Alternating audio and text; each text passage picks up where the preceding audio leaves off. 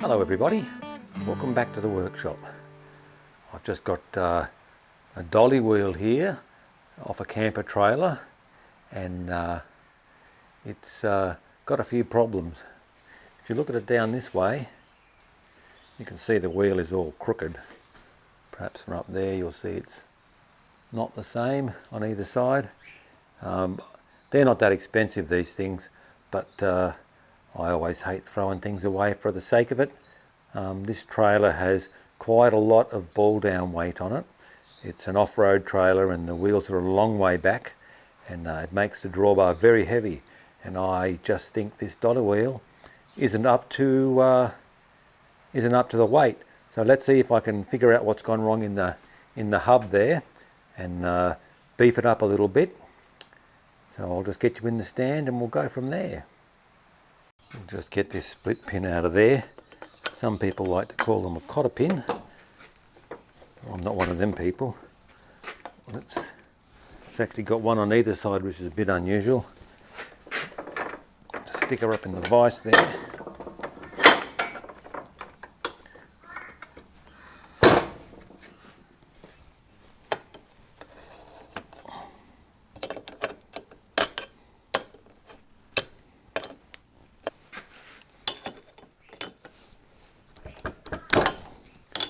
Wheel it a little bit.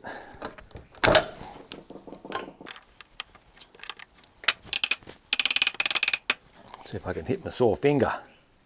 Moved a bit.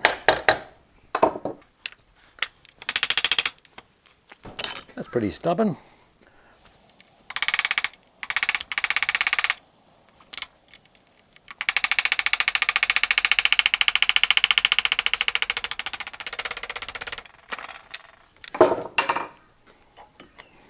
I think sprung.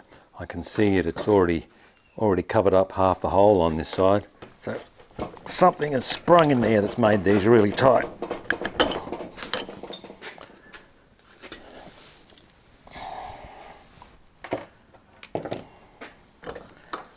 So now I should be able to knock that shaft out of there.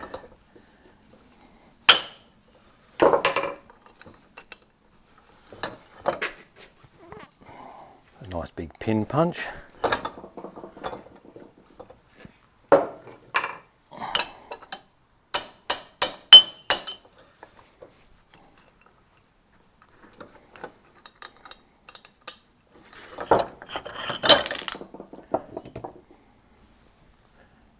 The shaft itself isn't bent.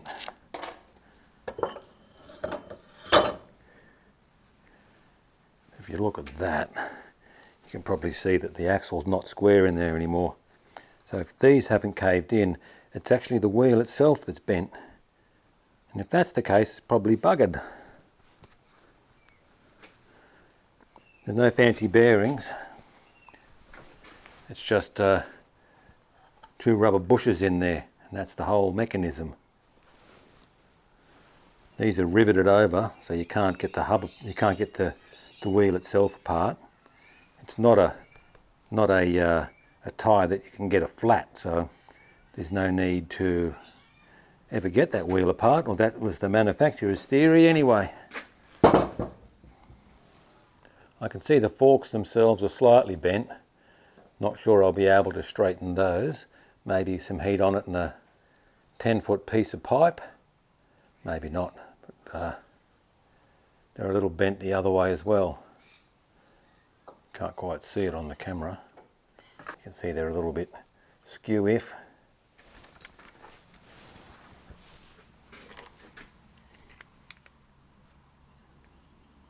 That's 19 millimeters. 19 millimeters is very close to 3/4, but it's not the same. It's about 5 thou smaller than 3/4. Let's see what I've got kicking around.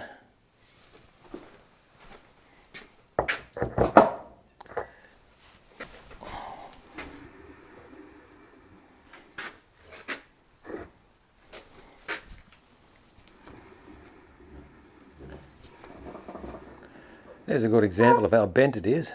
I don't think I'm going to be able to fix that. I'll have a think about it. Looking at this, I think that's just pressed in there. I gave it a whack with a hammer, and it's already much closer. But that ain't going to stop it from happening again. What I'll do is I'm going to knock this out, just punch it straight through. I don't have a press, so I'm going to have to hit it with a hammer.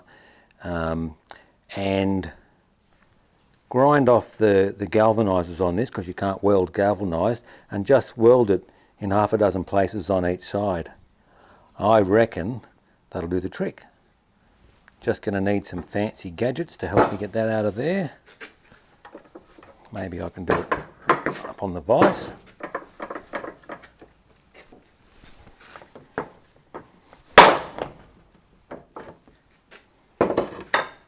Nope.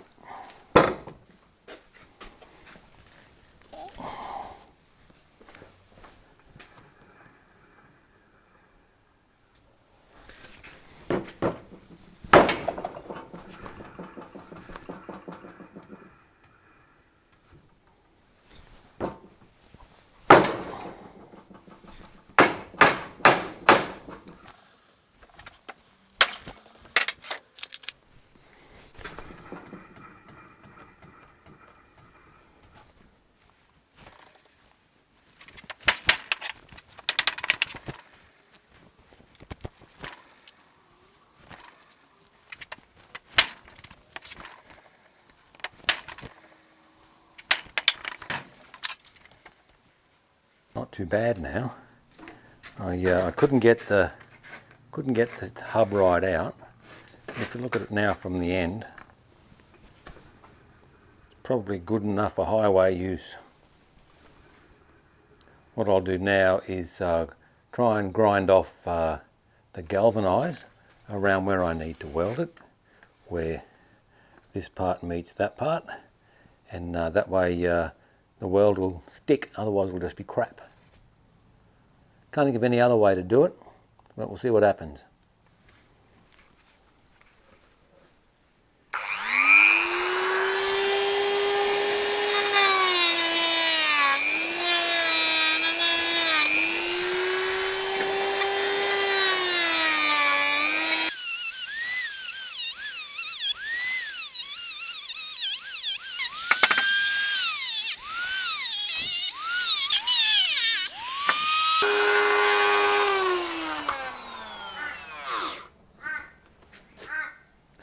Even if I do get all of that coating off there, it'll still bubble up out of inside the crack. So I'm probably destined for shit welds anyway, but it's whatever I do is going to be stronger than just having it hammered in the way it is.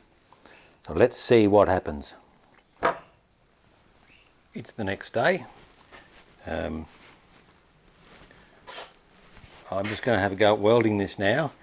Here's a little welder that was donated to the channel coincidentally by the same guy that owns this wheel, and we're going to give it its first run today. You can see my old welder over here.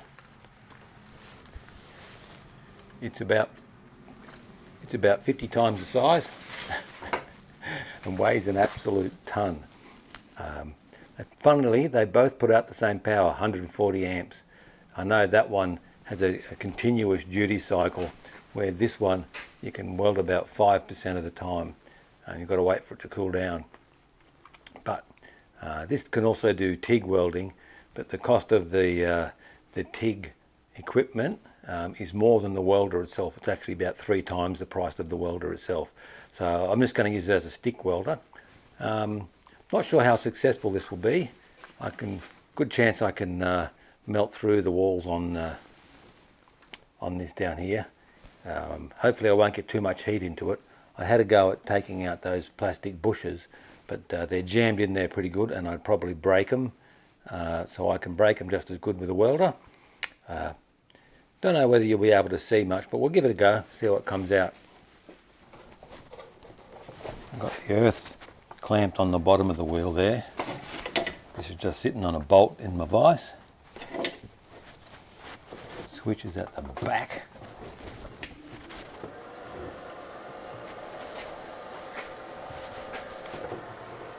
Give about 100, I reckon.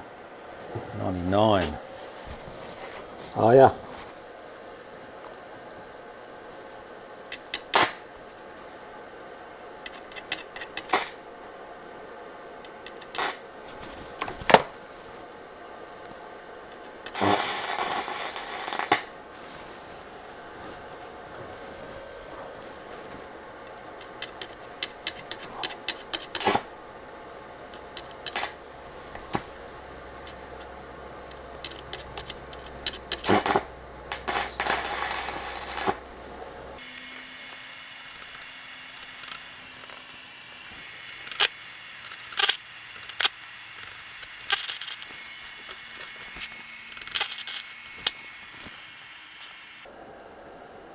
Turn it down a fraction, it's on 90 now.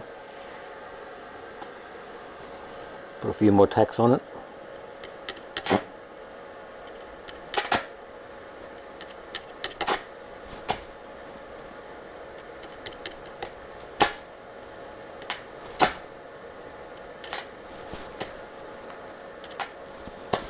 No, not enough.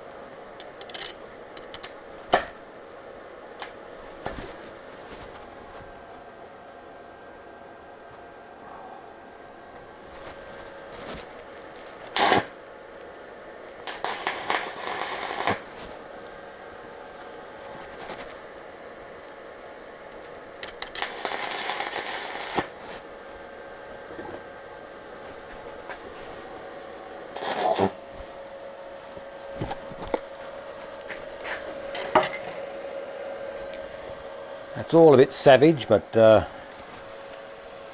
what I was expecting. I'll give it a bit of a clean up with a wire brush and a chipping tool. Generally you find if there's any of that plating left, it just pops and splatters and makes a mess, but yeah, we'll see how this goes.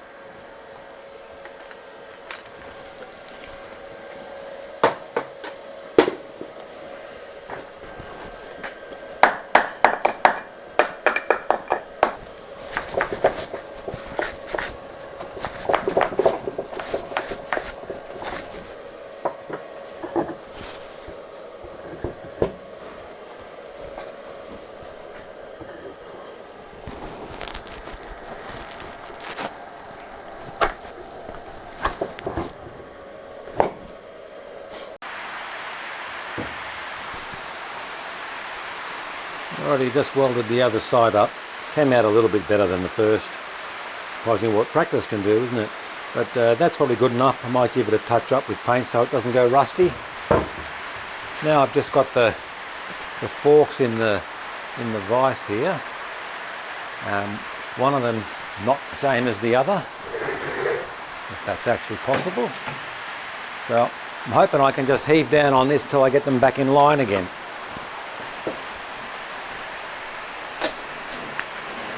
It'll be a no. You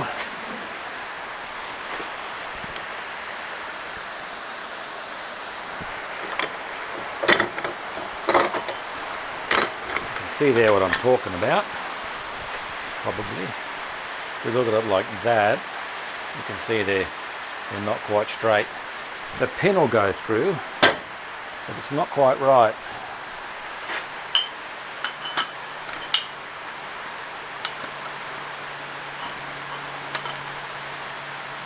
So the pin's in there, but it ain't much good.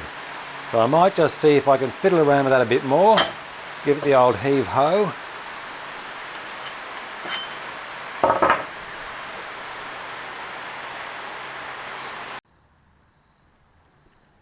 Turns out I don't have enough brute strength to heave on this and straighten it out. So I think I figured out a way to do it. This old stump here, or log on its end if you like, I made this before I had an anvil, and I needed to bend something or heat it up and whack it with a hammer.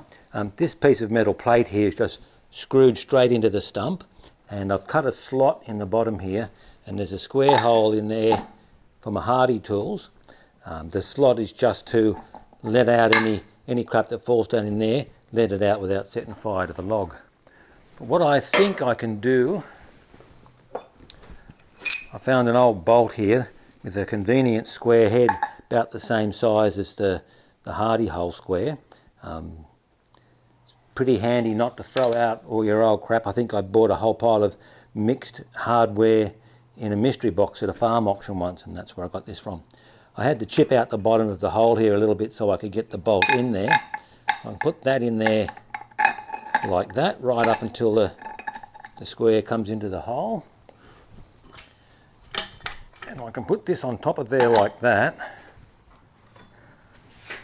Put that on there, just a nice big bit of steel plate, something, and a couple of washers on top to stop my nut falling through. And then that square nut, it's only square because it's really old, screws down on there like that. Now if I can position this somewhere handy, I've got it on all three sides there. Tighten that up.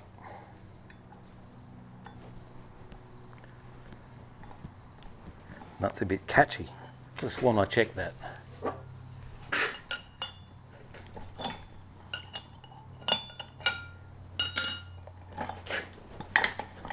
Need 3 hands. You'll notice I'm wearing my gum boots at the moment. We've had a month of raining every day, and that makes for mud. Okay, that's pretty even. Now if I clamp down on this,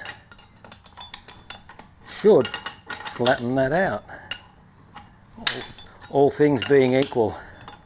I don't know why people say that, because all things aren't equal. They never are. Once it comes tight, I'll check I've got everything lined up still.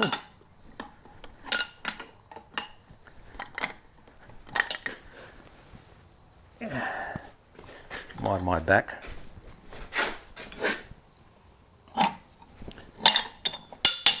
Should water mallet.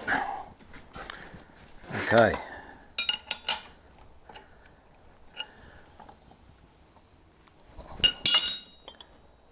I think I ran out of thread. Gonna need more washers.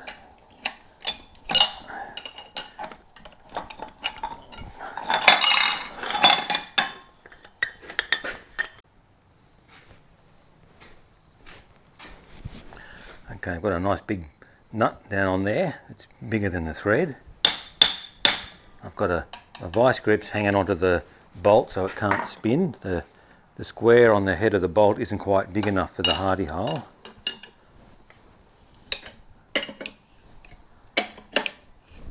This will flatten it out, but it'll probably spring back when I let it go.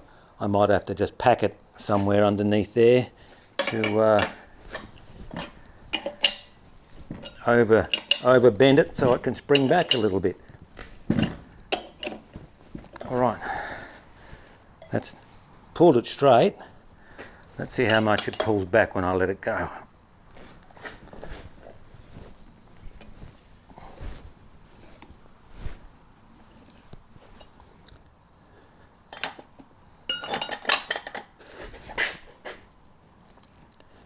About a fingernail width. I think I figured it out. If I pack it on this corner and this corner, and up here on this side and this side, it should give it room to bend. So let's give it a crank now and see what happens. If I go too far, I'll have to bend it back the other way.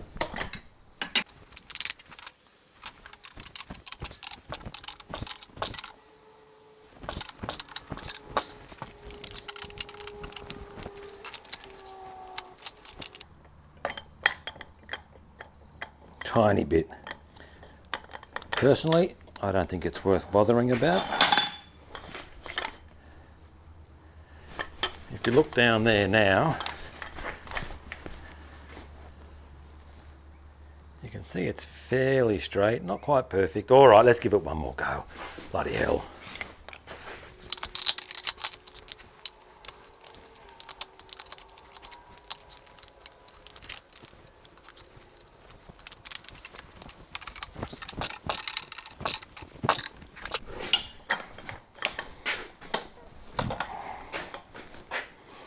That's about as tight as I can get it.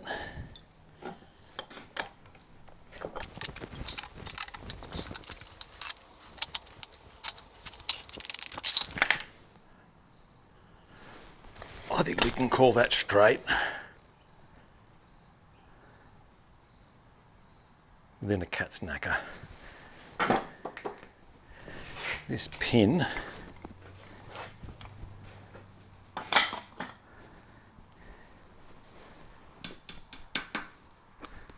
needs to go through there. Before it was missing. That goes straight in. So let's go and put it back together.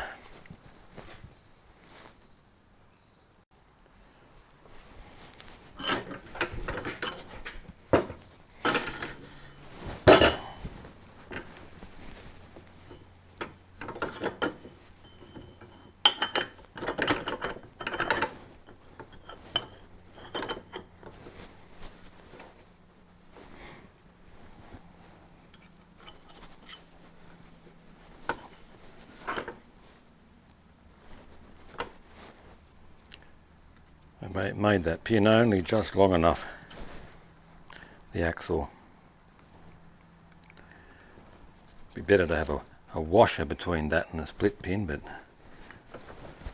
they didn't.